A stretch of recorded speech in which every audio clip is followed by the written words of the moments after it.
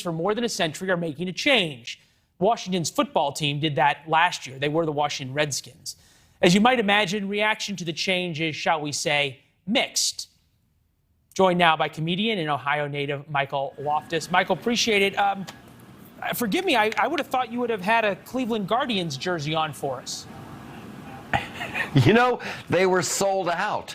I went to the big Cleveland Guardians store, and they had sold out of the one jersey that some poor soul made by hand. This is the worst name in the history of sports. Who does this make happy? Who does this appease? The three guys in their parents' basement who wrote angry letters about the name the Indians? This is cancel culture at its worst. It needs to stop, and stop immediately. They need to switch back to Indians. Well, what's interesting is, and you make a really good point, because there are a couple of Native American groups who are happy that they've changed the name, but they really dropped the name Indians on their jerseys and everything else a couple of years ago and just went by Cleveland, and they dropped the Chiefs logo off the top. Joe Ward, our producer, can tell me the name of the Chiefs on the top of the logo. I don't know who it was. But anyway, they dropped all that. Now, so everyone went out and bought Cleveland jerseys. Now they've come back and have to buy Guardian jerseys. So you think this was about money, or was this about like some sincerely held belief that they were offending people?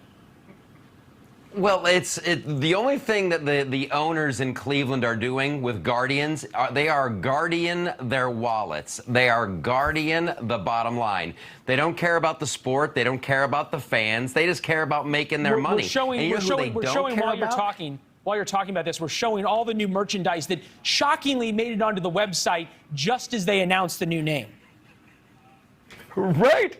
And here's who I feel bad about in all this. Not only Cleveland Indian fans like myself, I feel bad for the family of Louis Sockalexis, who is the Native American, who was the first Native American Major League Baseball player. And he played in Cleveland. Listen, they didn't make up the name Cleveland Indians out of nothing. It was in honor of this guy who broke every barrier. Why aren't there movies about this? There should be more Cleveland Indians. Let me ask you this. It is fascinating, but I'm an old school journalist. I came from the White House, and you could always count, especially during the summer on Fridays, that the White House would drop some kind of news that they hoped that would just sort of go away over the weekend. Everybody would forget about, by Monday would move on.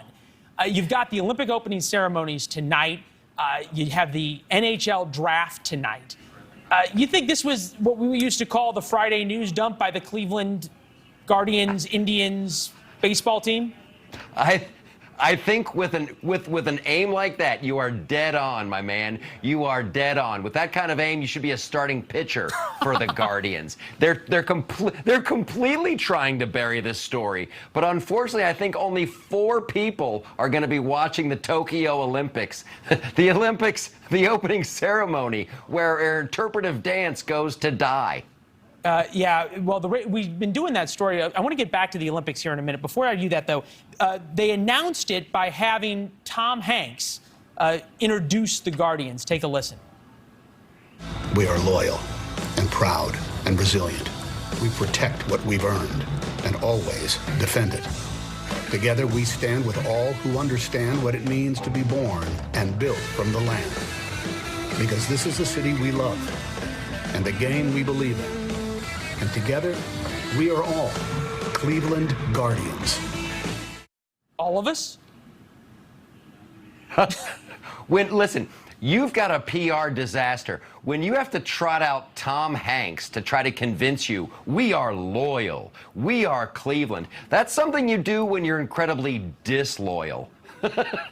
When you have to have some rip-off Tom Hanks looking horrible baseball documentary look-alike, it's horrible. They know they've made everyone unhappy. They know the name Guardians is horrible, and all they're doing is appeasing cancel culture. You said it was cancel culture. The Washington Redskins are now the Washington Football Club.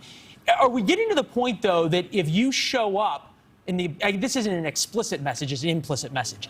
If you show up wearing a Washington Redskins jersey, or you wear a Redskins hat out, or you show up to a Cleveland Indians game with a Cleveland Indian hat, are you suddenly going to be called a racist? Boy, that's a great question, and I'd love to find out. I'll be the first guy. Listen, I'll go. Send me on a field trip. I will show up at a Cleveland Guardians game wearing full Cleveland Indians gear. I'm an old school fan. I go way back. I remember if you showed up in a Cleveland Indians jersey, there was a good chance you were going to start. That's how horrible they used to be. Well, yeah, and they still haven't won a World Series since the 40s, so we'll see if the name change does them any good. Michael, we appreciate it. It was a great conversation. Come back and talk to us about the Olympics here over the next couple of weeks, will you? Let's do it. Let's set it up. We will. Good to see you. Good to see you, man. Well, the Olympics don't have any fans, but summer festivals around America do. A sign that perhaps we're getting a little